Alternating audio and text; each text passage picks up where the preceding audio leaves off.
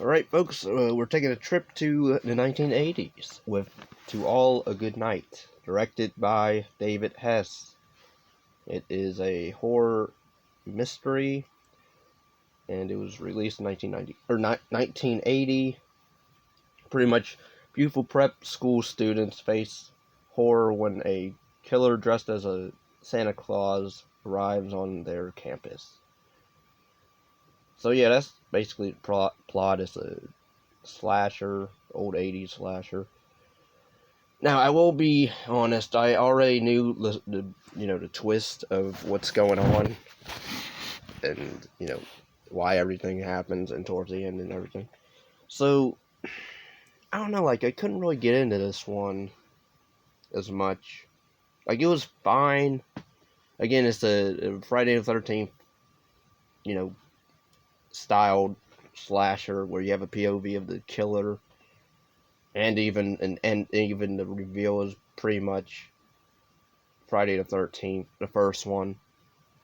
Although at least this one they add a secondary killer, but I guess that's a spoiler. But anyway, it stars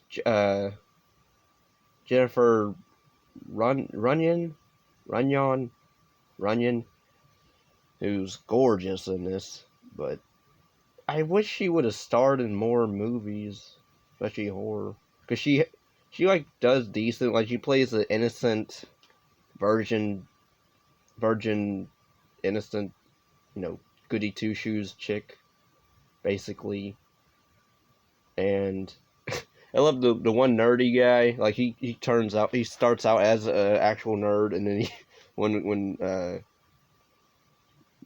girl named Melody, one of the girls at the school, she pretty much turns him out at one night, and he goes, "Oh, I'm into women a lot now," because that's his arc, pretty much throughout the movie.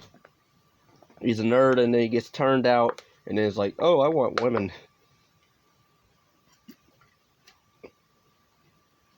And he sort of helps out by the end, or at the very end. That's pretty much this movie. It deals with a prank gone wrong at the beginning, where you have these girls, these girls that run at this other girl with axes, knives, with other weapons, because they're I guess playing a prank. I don't know what type of prank that is, because then they get her up on a balcony and then she falls, but it's edited pretty funny where she falls, but it's for a split second you see a dummy hit the ground, and then it cuts to their expressions, and it cuts to her body on the ground, and then it cuts to years later, and then you have the main girls that will be in this, and none of them are really likable. You don't really care about anybody aside from maybe the Nancy character, Jeffrey Runyon's character, Nancy. But other than maybe the nerdy guy, to a degree, and some of the kills are fine. They're not anything memorable, really. I like the one where granted it's as simple as a throat slit, but you get a bow and arrow kill, decapitation, where the killer is literally in a night suit of shining armor.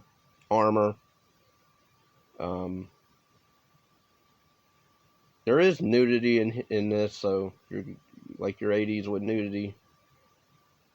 You get some of it here. I don't know how old Jennifer Runyon was in this, but yeah. Anyway, so yeah, I'm all for a killer Santa movie, but it's a Christmas movie, but it's not really, because they don't really use Christmas all that much in this. There's no snow. We never see any snow in this movie at all that I can remember. We never see any drop of snow. Granted, it didn't even snow really this last, or the month in December or whatever. But as much. It didn't really snow, but still, like.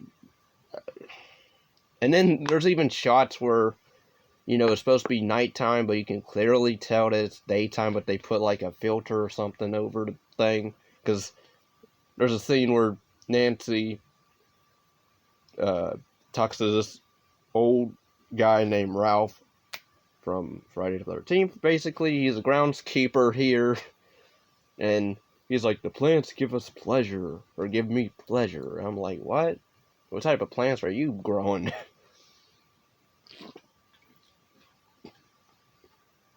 So you have that, and he's like, you shouldn't be out here at night, even though it's like basically daytime.